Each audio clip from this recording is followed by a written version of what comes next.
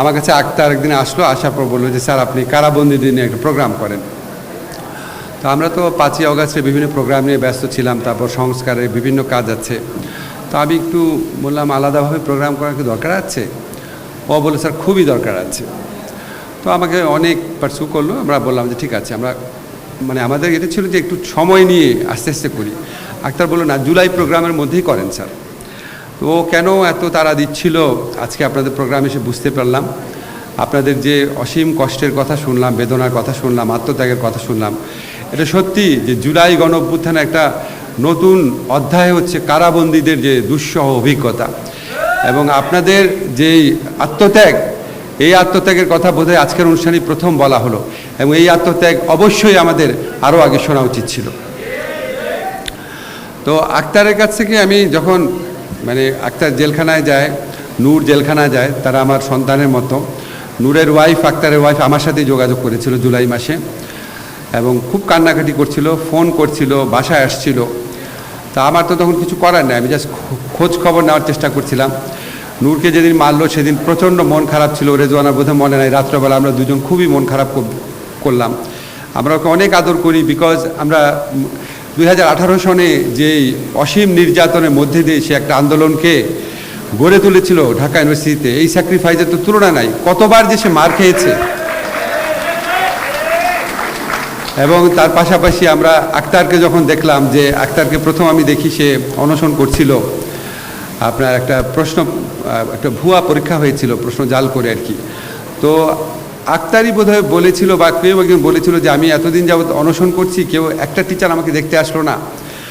তা আমি আমার সমস্ত কাজ ফেলে সেদিন গিয়েছিলাম, ওইটাই উঠতাম প্রথম দেখা, ও আমাকে জড়িয়ে ধরে কেঁদে দিল, আমিও কেঁদে দিলাম। এবং আমার জাস্ট মানে ওই স্মৃতিটা মনে পড়ে যায় আমাদের সেই আক্তার। তারপর আরেকটা স্মৃতি আপনাদেরকে বলি, আক্তার যখন ওই নতুন সংগঠন করবে, যেই সংগঠনের হাত ধরে আমাদের জুলাই গণ অভ্যুত্থান হলো, আক্তার আমার ডিপার্টমেন্টে আসলে আমাকে খুবই বকা দিলাম, আবার নতুন সংগঠন কিসের, তোমরা খালি নিজেরা ঝগড়াঝাটি করে নতুন সংগঠন করার কি। আমি তাকে এত বকা দিচ্ছিলাম, সে শুধু মাথা নিচু করেছিল আর একটু মৃদু হাসি হাসছিল আর কি। মানে আমি আসলে বুঝিনি, হয়তো ওদের মনে এমন একটা দৃঢ় বিশ্বাস ছিল, আত্মবিশ্বাস ছিল, নতুন সংগঠনের মাধ্যমে নতুন ইতিহাস রচনা করবে তারা। সত্যি তারা সেটা করে দেখিয়েছে আমাদের। এটা অসাধারণ। আমাদের জুলাই গণ বিপ্লবে অনেক বড় একটা রোল ছিল আক্তারদের সংগঠনের। এখানে আমাদের মঞ্জু ভাই আছেন, আমাদের পরোয়ার ভাই চলে গেছেন। আমরা একটা পরিবার ছিলাম। আমরা 15টা বছর আমরা অত্যাচারিতদেরও একটা পরিবার থাকে। আমরা একজনকে দেখতাম, আমরা দূরের থেকে দেখলেও আমরা আরেকজনের প্রতি ভালোবাসা আপনারা কারাগারে গিয়ে অনুভব করেছেন, সেটা আমরা এই বৃহৎ কারাগারে অনুভব করতাম সবসময়। তা আমাদের সেই বন্ধন যেন চলে না যায়। সকালবেলা একটা প্রোগ্রামে গিয়েছিলাম, সেখানে আমাদের জামাত নেতা আবুল কাশেমের যে সন্তান ব্যারিস্টার আরমান, উনি অনেক বছর গুম হয়েছিলেন। উনি এমন একটা কথা বলেছে, আমি জাস্ট সকাল থেকে আমার মনে হচ্ছে আসলে আমাদের হয়তো অনেক বেশি শোনা দরকার আপনাদের এক্সপিরিয়েন্সগুলো। এত চমৎকার একটা কথা বলেছে, সে অনেক বর্ণনা দিল, কি ভয়াবহ অবস্থায় ছিল, দিন না রাত বুঝতে পারতো না, চোখ বন্ধ করে রেখেছিল। কিবার তো দূরের কথা, দিন না রাত বুঝতে পারতো না। সে খালি প্রচণ্ড তার আকুতি ছিল, সে একটু মানে দেখতে চায় এটা কি দিন না রাত, এরকম একটা ফিলিংস দিয়ে। মঞ্জু ভাই, সে কত বছর ছিল? হ্যাঁ, 8 বছর। আমরা কিন্তু রেজওয়ানা বলেছে আয়নাঘরে গিয়েছে, আয়নাঘরের সাইজটা হচ্ছে আপনারা যারা প্লেনে গেলে প্লেনের যে বাথরুমটা থাকে সেটুকের সাইজ, মানে ওখানে আপনি শুতে পারবেন না, পুরা শরীর মেলে শোয়া যায় না আর কি। সেখানে একটা মানুষ 8 বছর ছিল, 8 বছর। আমি সে বারবার বলতো, সে সবসময় চাইতো সে যেন মরে যায়, মৃত্যু এর চেয়ে অনেক বেটার আর কি, এই অন্ধকারে দূর করার জন্য। তারপর সে 2টা কথা বলেছে, আমার মনে হয় আপনাদের সাথে শেয়ার করি। একটা কথা বলেছে যে ওর মধ্যে প্রচণ্ড একটা প্রশ্ন আসছে যে শেখ হাসিনা এত বড় দানব কিভাবে হয়ে উঠতে পারল, এত কষ্ট দিতে পারে মানুষকে, এত অত্যাচার করতে পারে, এত হত্যা করতে পারে, এত অবলীলায়, কিভাবে সেটা হলো আর কি। তো তার একটা অ্যানালাইসিস আছে। সে বলল এটা হয়েছে তার কারণ আমরা বাংলাদেশের অনেক মানুষ শেখ হাসিনাকে আমরা ব্যক্তি শেখ হাসিনা হিসেবে দেখি নাই, আমরা দলের আওয়ামী লীগের নেতা এই হিসাবে দেখতাম, 7 খুন মাফ। আমরা দেখতাম সে কার সন্তান, 7 খুন মাফ। আমরা দেখতাম সে এইভাবে দেখেছি। একটা ব্যক্তি যে এরকম অমানুষ হয়ে গেছে সেটা আমরা রিয়ালাইজ করতে পারতাম না। এই আমরা বলতে সে আমাদের সো কল সিভিল সোসাইটিকে বুঝিয়েছে, কারণ জনমানুষ কিন্তু ঠিকই বুঝেছিল শেখ হাসিনা কী, তারা সবসময় প্রতিবাদ করেছিল। আরেকটা কথা আমাকে বলেছে, এটা আপনারা একটু প্লিজ মনে রাখবেন। আমার মনে হয় আমি জুলাই গণঅভ্যুত্থানে যত কথা শুনেছি, এটা হচ্ছে বেস্ট কথা আমার শোনা। সে একটা জিনিস বলেছে, যখন আমরা জুলাই গণঅভ্যুত্থান করছিলাম, একজন লাশ পড়ে যাচ্ছে, একজন গুলি খাচ্ছে, বাকিরা সবাই তাকে উদ্ধার করে নিয়ে যাচ্ছে, একজন একজনকে পানি দিচ্ছে, টিয়ার গ্যাসে একজনের চোখে লাগছে, আরেকজন একজনকে হেল্প করছে, সবাই মিলে একসাথে থাকছে। তখন কি আমরা কেউ চিন্তা করেছিলাম কে হিন্দু কে মুসলমান কে মাদ্রাসার ছাত্র? এটা কি চিন্তা করেছিলাম? করি নাই। তখন কি আমরা চিন্তা করেছিলাম সে কে গরিব কে বড়লোক, কে বস্তিবাসী কে রিক্সা চালক? আমরা কিন্তু চিন্তা করি নাই। তখন কি আমরা চিন্তা করেছিলাম কে জামাত কে বিএনপি কে ছাত্র অধিকার কে এনসিপি? এগুলিকে আমরা চিন্তা করেছিলাম? আমরা খালি চিন্তা করেছি আমরা মানুষ, আমরা একটা অন্যায়ের বিরুদ্ধে একসাথে দাঁড়িয়েছি। এখানে আমার ধর্মের পরিচয়, বয়সের পরিচয়, বংশের পরিচয়, সম্পদের পরিচয়, দলের পরিচয় সব কিছু গৌণ। যখন আমরা এটা ভেবে আমরা প্রত্যেকে যখন নিজেকে মানুষ ভেবে অন্যায়ের বিরুদ্ধে দাঁড়াতে পারি এবং একই সাথে ন্যায়ের পথে দাঁড়াতে পারি, তখন কোনো বাধা থাকবে না। আনফর্চুনেটলি আমরা এই বন্ধনটা গণঅভ্যুত্থানের পর দেখি নাই। মানুষকে যে কতভাবে কত রকম মিথ্যা তথ্য দিয়ে বিভাজন সৃষ্টি করা, এর সম্পর্কে অশ্রদ্ধার প্রত্যেকে গালি দেয়। একটু আগে মঞ্জু ভাই আমাকে দেখাচ্ছিল, একজন নাম বললো সে আমার সম্পর্কেও গালি দিছে। এখন প্রত্যেকে গালি দেয়। আমরা কি জুলাই গণঅভ্যুত্থানটা এই অসীম স্যাক্রিফাইসটা করেছিলাম প্রত্যেকে গালি দেওয়ার জন্য, প্রত্যেকে মিথ্যা কথা বলার জন্য, প্রত্যেকে ইনসাল্ট করার জন্য, প্রত্যেকে ঝগড়া করার জন্য? আমরা কি গণঅভ্যুত্থানটা করেছিলাম বিভেদ করার জন্য? আমি দেখতাম গণঅভ্যুত্থানকালে আমাদের এই গণঅভ্যুত্থানে যারা নেতারা ছিল প্রত্যেকে শ্রদ্ধা করত। আপনি দেখেন খেয়াল করে এই 15 বছর আপনার ধরেন জামাত বিএনপি কোনোদিন কেউ কারোর সঙ্গে বাজে কথা বলতো?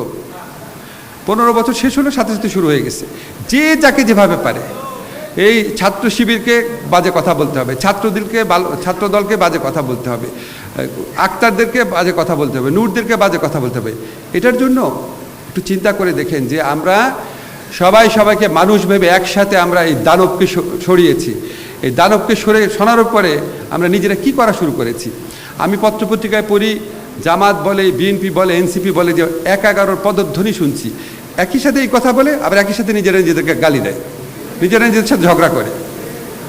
তো আমাদের মনে হয় জুলাইকে আমাদের মনে চিরস্থায়ী করে রাখতে হবে। জুলাই থেকে কি পেলাম না, জুলাইকে কি দিলাম সেটা চিন্তা করতে হবে। যারা কবরে চলে গেছে তারা তো আমি আর আপনি, আমাদের অনেক বঞ্চনা আছে, তাদের তো জীবনটাই শেষ। যে ছেলে অন্ধ হয়ে গেছে সে পৃথিবীর আলোই আর কখনো দেখবে না। আমাদের অনেক বঞ্চনা থাকবে, অনেকভাবে আমরা অনেক কিছু রাষ্ট্রের কাছে চাইতে পারি, কিন্তু আমাদের প্রধান দায়িত্ব হচ্ছে যারা জুলাইয়ে শহীদ হয়েছে, যারা পার্মানেন্টলি অঙ্গহানি হয়েছে, তাদের প্রতি আমাদের দায়িত্ব যেন আমরা কখনো ভুলে না যাই। আপনারা যে দাবিগুলো করেছেন, আপনাদের কথা শুনে আমার প্রথম যেটা মনে হয়েছে সেটা হচ্ছে আপনাদের যে সাফারিংস, আপনাদের যে অভিজ্ঞতা, এটা ডকুমেন্টেশন প্রয়োজন। এটা আপনারা যদি খুব অনেকভাবে ডকুমেন্টেশন করা যায়, ওরাল হিস্ট্রি করা যায়, বই করা যায়, স্মৃতিচারণের মূলক অডিও করা যায়, ভিডিও করা যায়, এটা থাকা দরকার আমাদের ইতিহাসে। আর এটা আপনারা স্বীকৃতির কথা বলেছেন, অবশ্যই আলাদাভাবে স্বীকৃতি হতে পারে, কিন্তু আমার কাছে মনে হয় কি আপনারা কি শুধু কারাবন্দী? আপনারাও তো জুলাই যোদ্ধা, অনেক বড় যোদ্ধা, ঠিক না? তা আমরা তো সবাই, এই যে মঞ্জু ভাই একটা কথা বলেছে যে আওয়ামী লীগ বাদে আমরা সবাই তো জুলাই যোদ্ধা ছিলাম, সবাই ছিলাম। এখন কতগুলো তালিকা করব আমরা? আর তালিকাবাজি, তালিকার পলিটিক্স তো আওয়ামী লীগ করে গেছে। আমরা বরং তালিকার থেকে বাইরে থাকি। আমরা যদি আপনারা চান, যদি আপনারা সত্যি মনে করেন যে তালিকা করা দরকার, আমরা বড়জোর একটা আমাদের যে জুলাই জাদুঘর হবে সেখানে অ্যাটলিস্ট আমরা একটা ডকুমেন্টেশন রাখতে পারি জুলাইতে। এই ডকুমেন্টের সাথে যদি আমরা রাখি, অন্তত আমাদের একটা স্মৃতি থাকলো, আমাদের মনে থাকলো।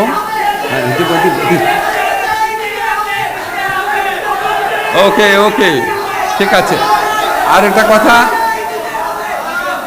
ওকে তালিকা, আচ্ছা যেই দাবি মেনে নেওয়া হয় সেটা আবার দিতে হবে। আপনারা শেখ হাসিনার বিরুদ্ধে স্লোগান দিতে এতবার আপনাদের হয়ে গেছে, আপনাদের একটা তালিকা করা কোনো ব্যাপার না। আরেকটা হচ্ছে করা হবে, তালিকা হবে।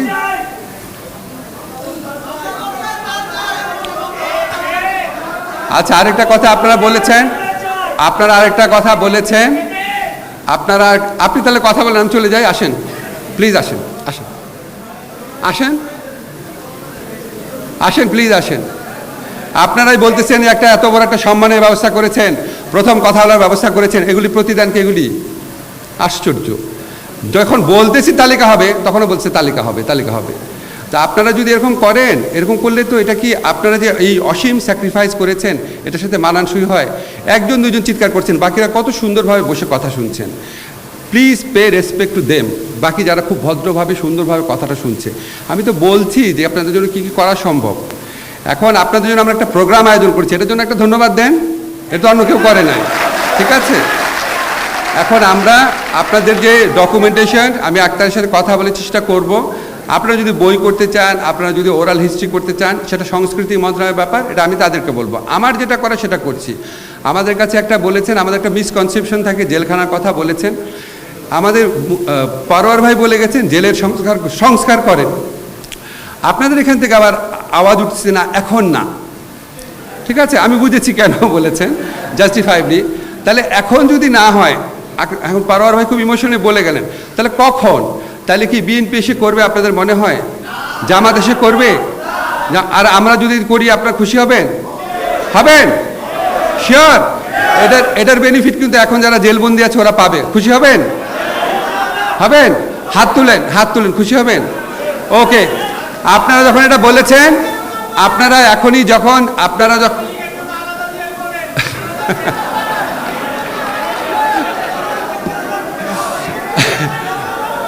ভাই, আওয়ামী লীগের জন্য আলাদা জেল করার বিধান করা যাবে না। আপনাদেরকে এটুকু বলে যাই, আমরা কারাবিধির যে সংস্কার প্রয়োজন সেটা করে ইমপ্লিমেন্টেশনের টাইম তো আমরা পাবো না। আমরা কারাবিধির যে সংস্কার প্রয়োজন সেটা সম্পর্কে আমরা কাজ করে যাব। আপনাদেরকে আমি দুইটা কথা দিলাম, যেটা দিলাম সেটা করব। একটা হচ্ছে আমরা আপনাদের তালিকাটা করব, আমরা জুলাই জাদুঘরে রাখার ব্যবস্থা করব। আর সেকেন্ড হচ্ছে আক্তার যদি মনে করে এটা নিয়ে বই করতে চায়, বই করার ব্যাপারে আমি হেল্প করতে পারবো। থার্ড হচ্ছে কারাবিধির সংস্কারের কাজ করে যাব, ঠিক আছে? অনেক দুঃখ থাকবে, অনেক বেদনা থাকবে, কিন্তু আমরা সবাই যেন একসাথে থাকি। ধন্যবাদ।